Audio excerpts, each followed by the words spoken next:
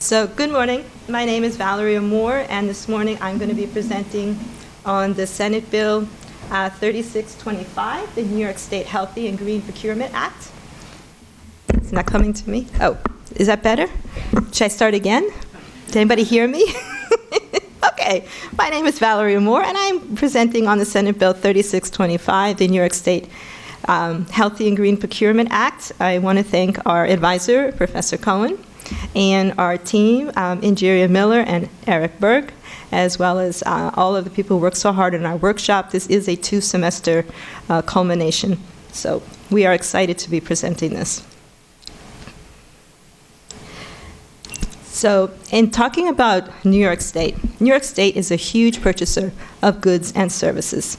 So what they buy is very important. So we're going to look at what they purchase. Then the goals of the bill are going to look at how they purchase those things. So we're going to look at the goals of the bill and what it means to green procurement. What is the program design? We'll drive and answer the question, who will implement the program? Obviously, cost is critical, so we need to know how much it's going to cost. How will it be launched? And of course, we need to know how to measure it. So what will be in place to do that? So I said New York State is a major purchaser of goods and services. They buy $8 billion a year in those different ones. The pictures you see here are the categories that are both identified in the bill and also as major purchases of New York State. Each one of these categories also has environmental considerations that come with them. For example, paper has to do with the processing. Buildings have environmental impact.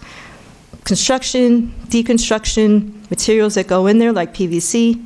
Vehicles, we obviously know it's greenhouse gas emissions. Solution would be to have hybrid vehicles or electric vehicles as part of their procurement process. And electronics is disposal, usually exposure to the lead inside of it, or when it's disposed into landfills, unfortunately contaminating groundwater as well. So the goals of the act, it was introduced by Senator Holliman in the beginning of 2015 to look at how does New York State purchase what it purchased. So traditionally, they focused on lowest price, best value, quality, efficiency, and cost. The bill really brings up two other criteria and says we should also talk about protecting public health and looking at the environment, but also looking at reducing costs and spurring the growth of green businesses. New York State, with its purchasing power, has the ability to invest in making that green economy move forward. So in our program design, we went by the mandates of the bill and options. One of the things that we thought should be important is you really need to signify that this is a commitment that the state is going to make to making those green purchases actually happen in a thoughtful and a formal way. So what we did is we established a Healthy and Green Procurement Office. We also decided that we didn't know how to move forward if we didn't know where we started. So what we did is we started with an inventory of what those offices were buying now and what practices they actually had. Then we select green products and services. What are we going to look at? The whole range is too much, so you start with some select ones and you move forward from there. Obviously, we've already looked at 4, which is the electronics, buildings, paper, and the last one. Establishing green procurement criteria. So we're important to know what it is that we're actually buying. And then the last one is to establish both a green vendor list and an approved criteria list so that when we develop those procurement contracts, we know what it is that we're actually buying. So in implementing the program, we have an advisory council, the State Procurement Council, who's appointed by the governor and advises the Office of General Services, who does the procurement for the state of New York. The commissioner then, through the procurement services offices, is going to appoint, this is a new position, of the Healthy and Green Procurement Office. Underneath that office, there are going to be 3 teams that are going to be created: the Green Planning and Operations team, the Compliance and Monitoring team, and the Stakeholder Engagement team. This is a compact 15-person team to make sure that green procurement is moved forward in the state of New York.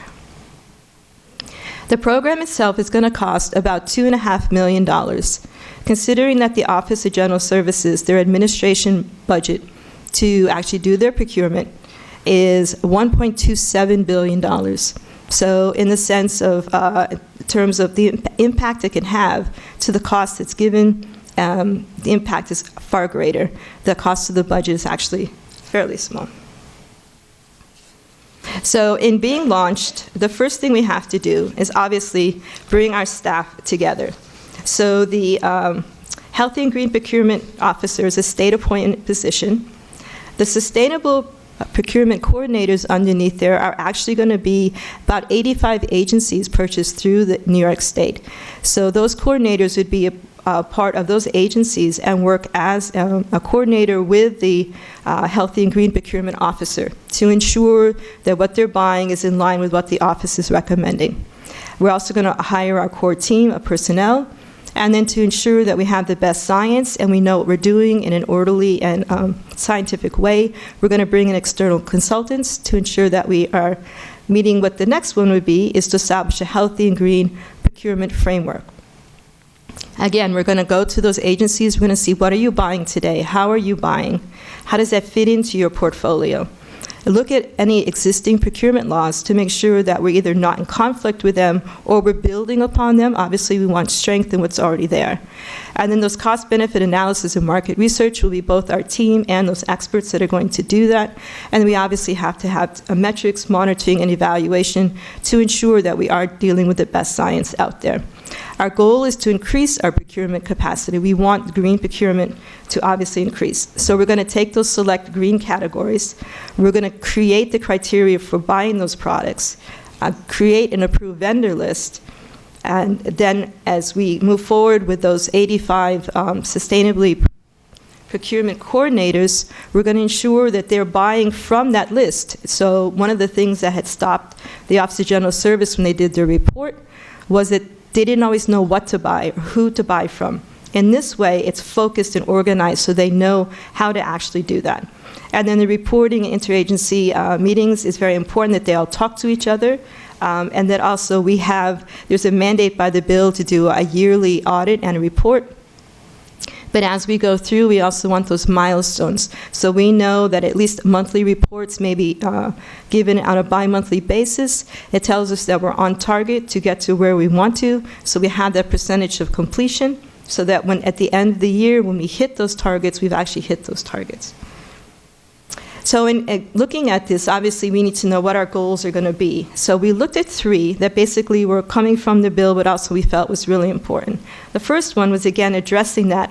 What do we buy? Who do we buy from? We're going to create that list and those vendors so that they know what they can buy.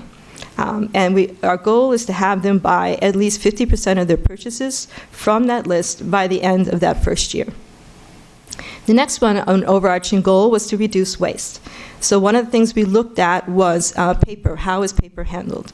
And so we recommended the use of recycled paper, at least 50% of that being purchased with a 30% minimum recycled content. They can go higher than that, but at least 30% content. And then the last one was to reduce environmental impacts. So I already talked about buildings have those impacts. And so one of the ways, instead of coming up with something that was just not based on anything particular, we looked at LEED, which has the silver category. So according to the bill and to what we thought was also correct, is to have a LEED certification of either silver or equivalent. Doesn't have to be LEED. But that by the end of the year, our buildings, at least 25% of them would either be certified or be in the process of being certified. So New York State has a leadership position and can develop, promote, and support green businesses. Through its purchasing power, it can spur businesses, it can create employment, it can bring greater access to green products, to the quality of those products, and ultimately to the cost as well, which is a critical element in making this whole work. So New York State leading the way, creating a healthy and vibrant green economy that protects public health and the environment. Thank you, and do you have any questions?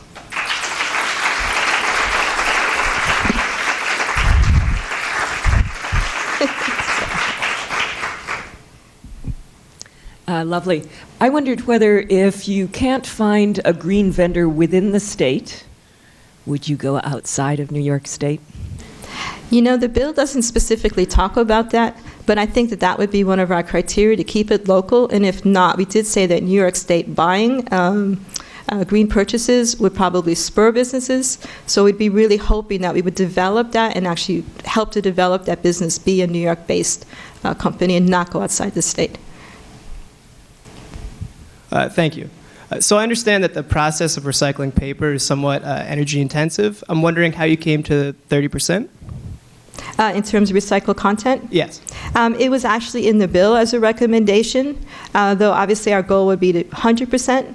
What we didn't talk about was also doing chlorine-free, which is part of the dioxins that come up during the processing. But that was a minimum. So it was by the bill, and it was done before its purchasing as well as a criteria.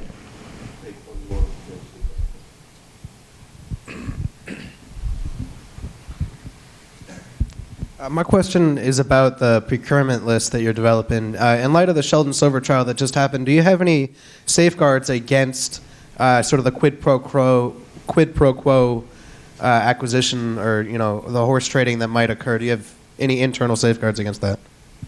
I'm not familiar, so you could give me a little bit of background with that. With Sheldon Silver, you got in a little bit of trouble for, you got some kickbacks for sending business to business partners, and then they gave him money for it. Oh, I see what you're saying. Yeah. So that third-party objective. We hadn't really discussed that, but I think that would be part of our approved vendor list. There's also, you have the Office of General Services that already has their procurement practices in place. So even though we're suggesting green products versus traditional products, that same procurement process hopefully would be in place that would discourage that practice. Thank you. Okay.